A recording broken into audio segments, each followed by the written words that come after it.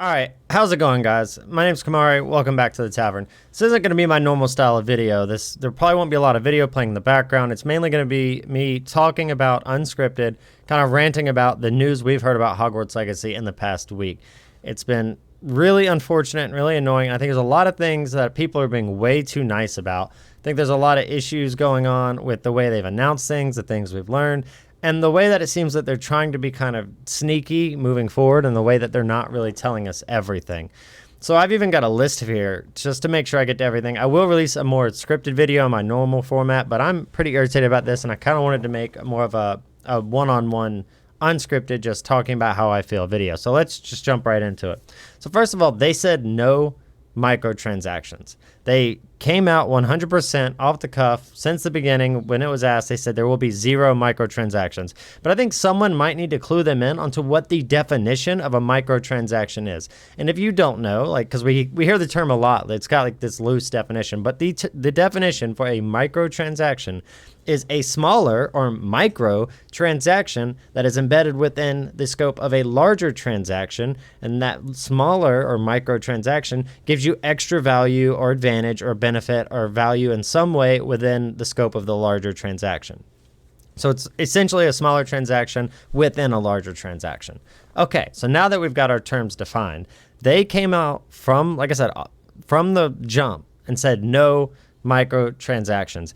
And a lot of other people covering this, a lot of videos I've seen, a lot of the outlets I've seen, it said, oh, it's just poor communication, or they should have been more upfront, or et cetera, just giving them the benefit of the doubt.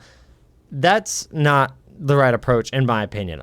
In my opinion, that is the wrong way to look at this. That is not going to get us anywhere. It's not going to benefit us. It's going to greatly hurt us in the future. If you don't remember, think a few years back. Think to Blizzard, Activision. Think to all these other companies that started off so similarly. No, you know, this was before even microtransactions were big, and they'd come out with like one or a pre-order bonus or something like that. And people will be like, oh, it's a one-off thing, it's no big deal. And then slowly they introduce more microtransactions. They go World of Warcraft, more mounts, more. It started off with just, oh, you can just transfer a character to another realm. Oh, you can just race change. Oh, you can just faction change. Oh, now you can buy mounts. Oh, now you can buy cosmetics. Oh, now you can buy gold. Oh, now you can buy power. This is the pattern. They start off with these innocent mistakes, and they say, oopsie, I guess we just didn't communicate very well. And the next thing you know, your game is riddled with microtransactions. But anyways, I don't want to go too in depth on that. I'm just saying that there is definitely a pattern, and it should be noted that that pattern is being followed here. So let's get into what I'm even actually talking about here. So what I'm talking about here is so let's start with the pre-order bonuses. Let's start with those. So first off, a cosmetic for money, in this case, the outfit you get, the wand you get, the whole get up that you get for money is a microtransaction. And I honestly, like, we've known about this, and I was like, no big deal. It's a costume. Like, it'll probably be the coolest costume in the game, or the coolest outfit in the game, whatever you want to call it, if you don't want to call it a costume. But it will probably be like the best looking one in the game. You know what? That's fine. They took the extra effort to develop it. I don't mind tossing them a few bucks. So I was all ready to get the digital deluxe edition. So the cosmetics for money, that was fine. And then they came out and, you know, clarified, like, oh, the mount is in the game. And people say, well, can you get the mount inside the game? Like, if you beat the game, do you get the mount, or is there something you can do to get? And they said, no, you can only get the mount if you pay extra. So you can only get the mount for $1 value. So now I don't know if there's gonna be mount speed in the game, or if it's gonna provide any benefit other than probably being the coolest looking mount in the game. That's a personal preference, that's subjective.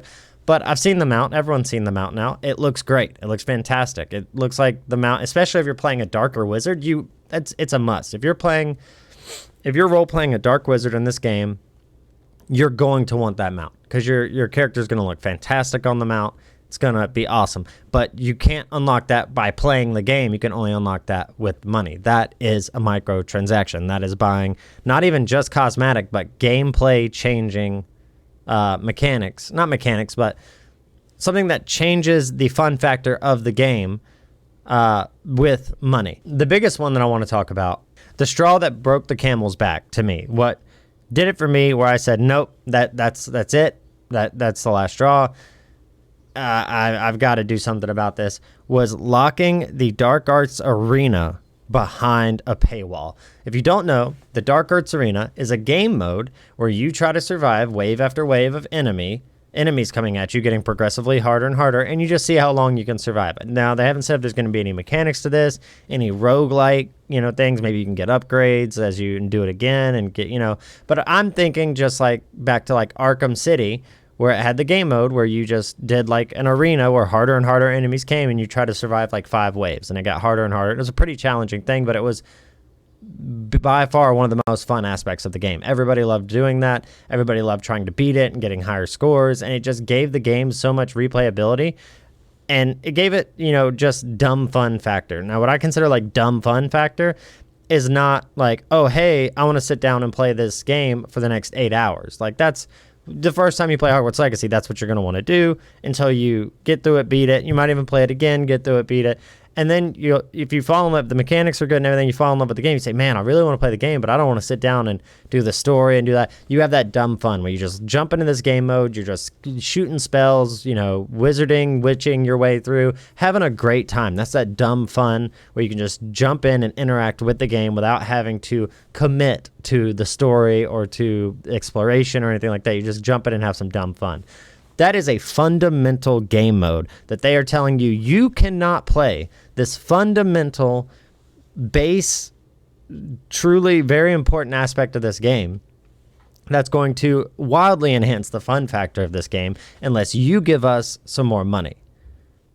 How is that not just a microtransaction? How is that not almost, I don't know if I'd call it predatory, but in a lot of senses it is, because it's telling you if you don't pay more, you're not going to have as much fun. If you don't give us more money, you can't interact with what might end up being the most fun part of this game. So what if the story sucks? I mean, it doesn't look like it will, but what if it does? What if that is like the one thing about this game that's actually good? When people do the reviews, they say, oh yeah, playing through the story was meh, the world was meh, but this mode was awesome. We don't know. Maybe the mode will suck. Maybe it won't, but you can't even experience it for yourself. A full game mode. I'm having flashbacks to like Star Wars Battlefront here. A full game mode you can't even experience unless you fork over some extra cash. It's completely ridiculous. Now let's talk about what I think is even worse than just this, pre-order bonus thing. The fact that, and they have said this, it's not a pre-order bonus. This pre-order bonus will, on the day of release, switch from a pre-order bonus to just a DLC, which we all know is a microtransaction that you can just buy from the PlayStation Store, from Steam, from Epic, from the Xbox Store, from Microsoft, whatever. This pre-order bonus that's supposed to be like, and that's why I was more okay with the cosmetics, because it's like, okay, you almost do deserve some reward from the developers if you buy a game before you've read any reviews, before you've heard anything other than what they've told you about it, before you've had a chance to really interact with the game at all. I have no problem with you for taking that risk, getting a little extra back from the developers. I think that's nice even. I think that's a good thing.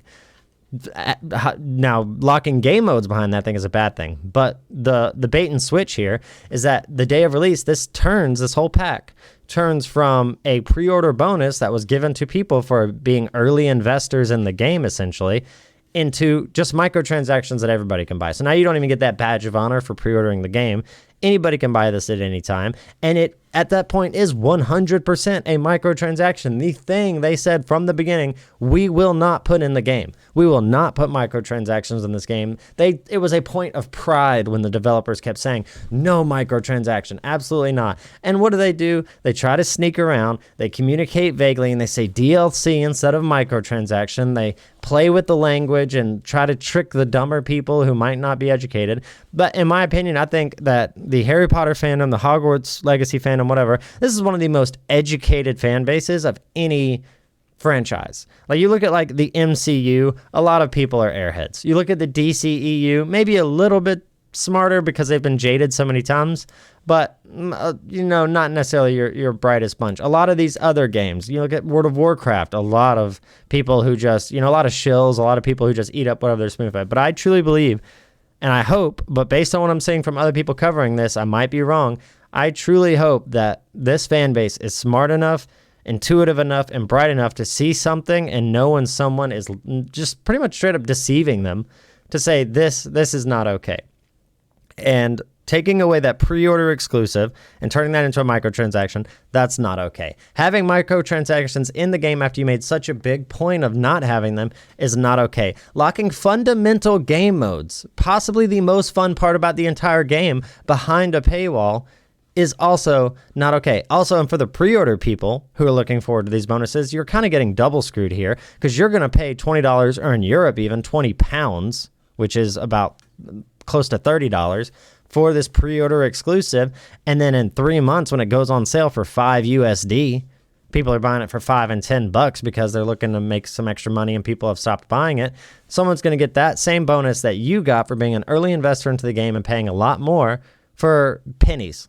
And that is just like, that completely takes away all pride of having it, and that's not okay. What else? Like I said, I have notes here. What else do we have here? Like I said, outside of the story, this is the coolest feature we've heard about. I mean, you've got like broomstick flying, but we have no confirmed Quidditch, which who knows, maybe that microtransaction's coming soon.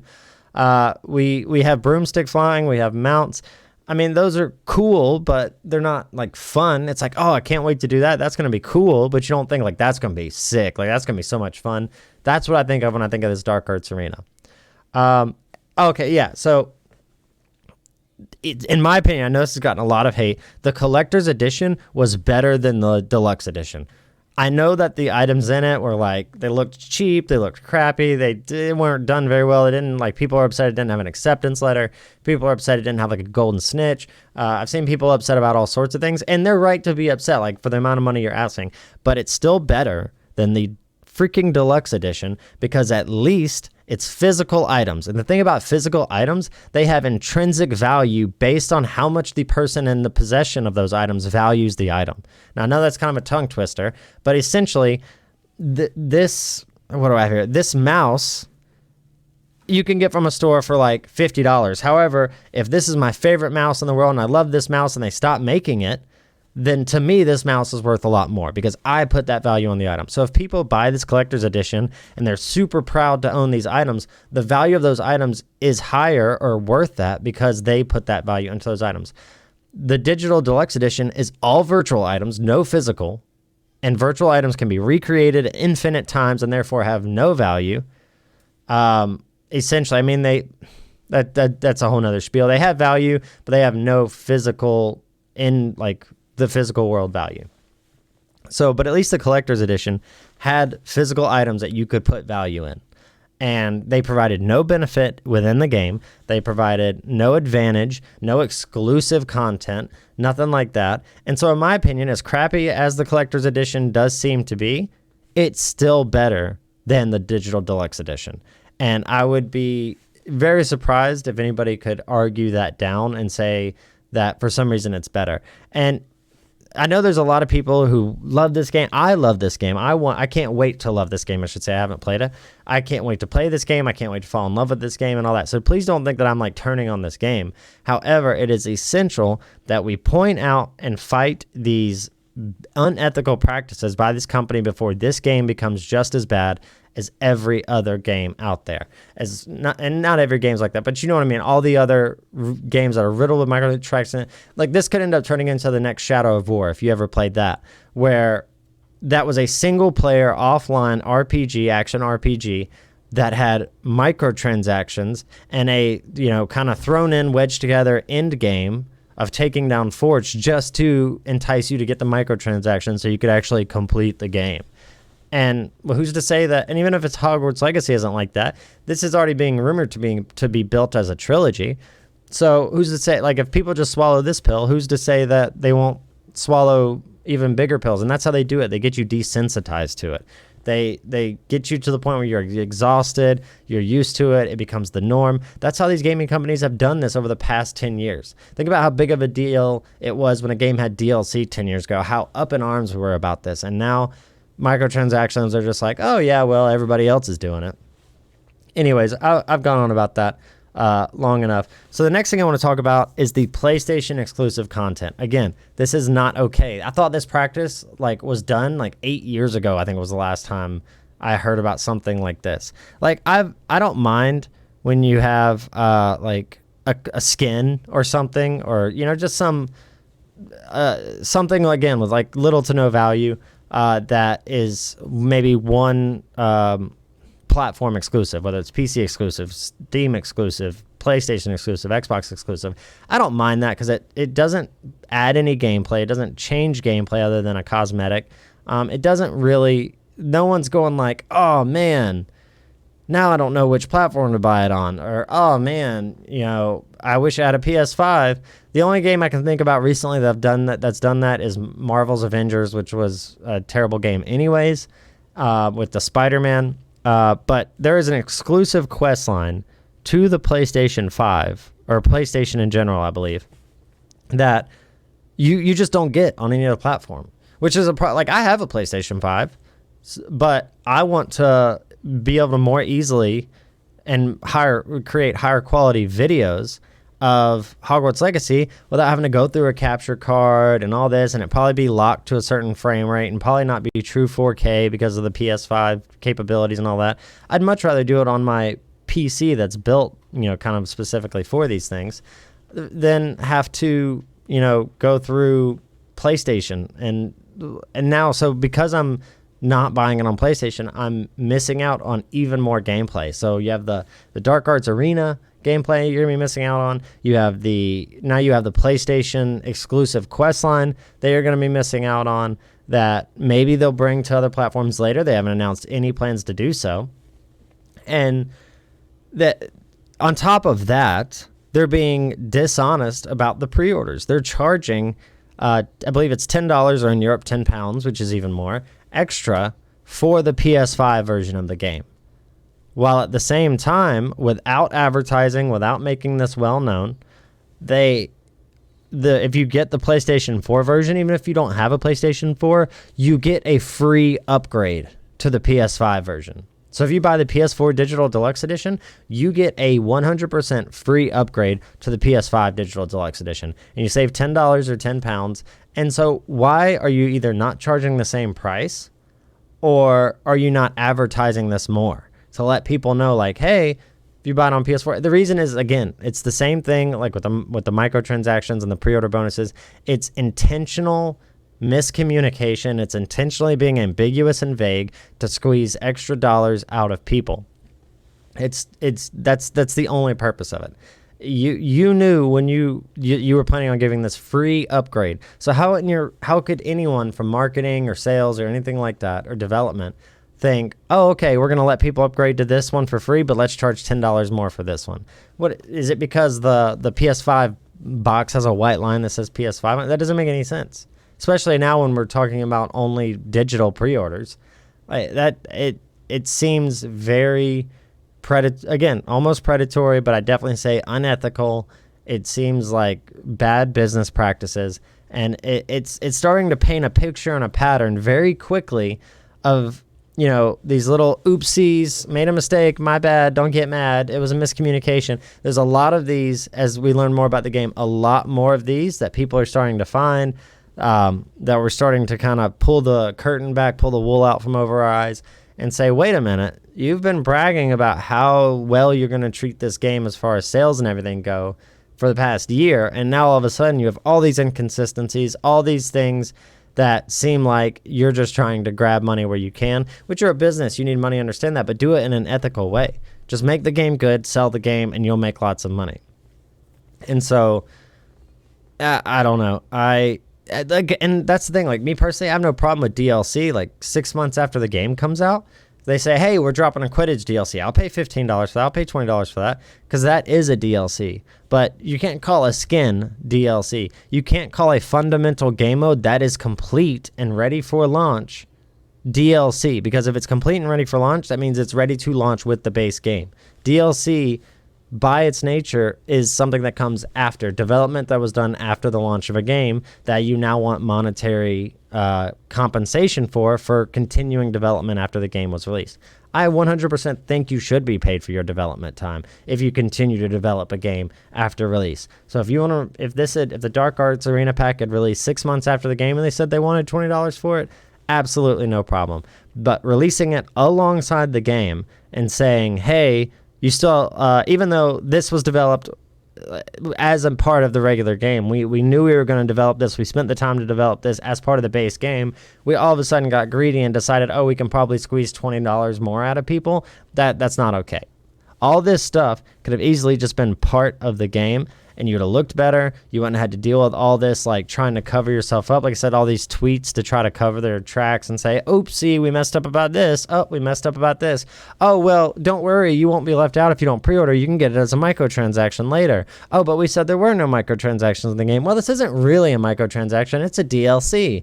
Oh, the PS5 exclusive content. Well, you know, we do have a contract and blah, blah, blah. And it's like, that's not, like, this is all kind of painting a picture that doesn't look really, really good. And like I said, this pattern of lies and miscommunications, it just, to me, it speaks to an indication of what's to come in the future. About like how honest have you been leading up to this point? How honest are you being right now? And how much can I trust what you say? How do I know there's not gonna be more miscommunications as we go on into the future? And yeah, like I said, letting this go, if we just say, like, a lot of people covering this are saying, like, oh, it's okay, they didn't mean it, you know, they messed up, like, oh, you know, just give them the benefit of the doubt. They've been so good to us so far. Well, first of all, they've given us a few trailers and a title of a game. That's all they've done for us so far. Don't give this company too much credit. This company is a company and doesn't have a bad track record, but it also doesn't have a perfect one either. Don't give them too much credit before we've even gotten anything from this company. We've gotten a trailer and we've gotten a couple of trailers, a little bit of information, and a title. People are saying, like, oh, this company's been good to us so far. They haven't, like, let us down. They've said all these nice things, but you can say anything. Like, don't start shilling for this company before you have anything in your hands to shill for, if you understand what I'm saying. I'm not calling anybody a shill. I'm not saying anything like that. I just think there are some people covering this game that are too excited. They're too hype trained, and they don't want to admit to themselves that anything might be going on here, anything might be wrong, that they could possibly tell us a fib or two, a little white lie or two. So it's important to be super skeptical of this stuff, so that way we can jump on it as soon as we see these things happening and get it changed, get it resolved, and let this company know we are too smart of a base of fans to be taken advantage of. You're not going to pull a fast one on us. You're not going to give us these oopsies, we made a mistakes, or else we just won't give you the money. So that's kind of where I'm at on it. All right, so what can we do about it?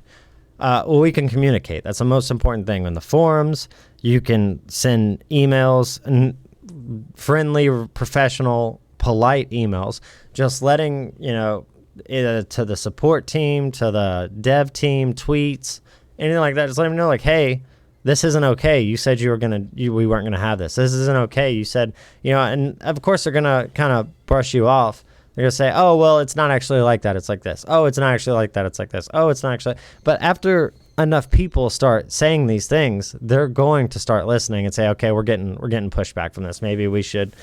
And I promise you, if enough people do that, if they get enough feedback that's negative about this, they will change it. They'll say, oh, okay, well, you know what? It's only going to be the mount and the cosmetics and the pre-order bonus, and they're only a pre-order bonus. You can't get them after that, and that'd be completely fine. That would be perfect for me. I would think that would be 100% acceptable, because like I said, I do think you should get a little extra benefit for investing your money into something you know little to nothing about. And that we have to be honest with ourselves. When it comes to Hogwarts Legacy right now, we know little to nothing about this game. We know what we've seen from trailers, and we know what they've told us. That's all we know. That's the only thing they've given us. We can't praise them simply for saying we're going to make a Harry Potter game, because we've gotten enough bad Harry Potter games to know that that's not good enough. What else can you do? I would say don't pre-order this game yet. I haven't pre-ordered it yet, and I'm not going to. I'm going to buy the game 100% no matter what. Let me make that abundantly clear. It would take, not no matter what, but they would have to really drop the ball for me not to buy the game. I'm not telling you to not buy the game. I'm telling you to hold off for a little bit on pre-ordering it. Just put that money back, and you pre-order it and you communicate, hey, I'm not pre-ordering this game because I'm not happy with the way you're doing this. And you're speaking with your wallet, you're speaking with your voice, you're speaking with your power as a customer, consumer, and player. And if, again, enough people doing that, they start noticing a couple thousand here, a couple thousand there, you know, pre-orders that they're not getting, that people are telling them, hey, we're not getting this, we're not giving you our pre-order because of this and because of that. That's how you get things to start changing. And you want to do it as quickly at the first sign of trouble, because if they sneak this one by, they're going to try and sneak another one by. And if they sneak another one by, they're going to get more brazen, they're going to get more bold, and they're going to start trying to sneak everything they can by. And then they'll just stop sneaking. And then there will just be microtransactions. Again, I'm not saying that this game is going to do that or even has the potential to be that bad or whatever, but you don't want to even take the chance of going down that road, because if you do, the sequel will be that bad. Like, this game may never get that bad, but the sequel will be. Or in 6 months, they'll start releasing potions, or they'll start releasing wands, or they'll start releasing more cosmetics. Because you bought it the first time, you'll probably buy it the second time. Your wallet's already open, so you're more likely to spend more money. And so that's pretty much it. Like I said, I will make a much more scripted, more professional, my normal style of video. I'll try to get to that today. If I can't, then definitely tomorrow. So if you prefer the normal scripted videos, you could definitely look for one of those tomorrow, probably going over a lot of the same things, or maybe I'll do something else and just let this video stand. I'm not really sure yet, but I am upset about this, and you should be upset about this too if you're a fan of this game at all. And it's hard for me as well. I want to end on this. It's hard for me as well to say anything negative about this game. It's hard for me to make this video because there's this huge part of me that's saying, no, it's fine, this game looks amazing. No, it's all right. It's just a small microtransaction. It doesn't matter. Like, just let it go. Don't make a video about it. Just enjoy it, you know, whatever, etc., etc. But too many times we've seen where that leads. That happened to Star Wars with the Battlefront games. That happened to every MMO on the market almost, barring a few. That's happened to competitive games. That's happened in so many facets, however you pronounce that, of gaming, that we cannot just sit back and assume that this company is going to make the right choice. You know, one bad apple spoils the bunch. Unfortunately, this game is coming out into a whole orchard of bad apples, and we can't sit back and let this become one of them. If you've watched for this long, then God bless you. I don't know how you did it. But I do want to thank everyone so much. Please let me know what you think, what you're planning on doing. If you think I'm stupid and you're pre-ordering it today, absolutely, I respect that. If you think that maybe I'm onto something and we do need to speak up about this, let me know in the comments. I love reading the comments. I love replying to the comments. They're my favorite thing, pretty much about the channel, honestly. I like getting comments, I think, more than I like getting subs. So, yeah, thank you so much for watching it. This has just been kind of an after-hours unscripted rant, if you will, here at the Tavern. And I will see you all in an upcoming video very soon. And as always, have a great week.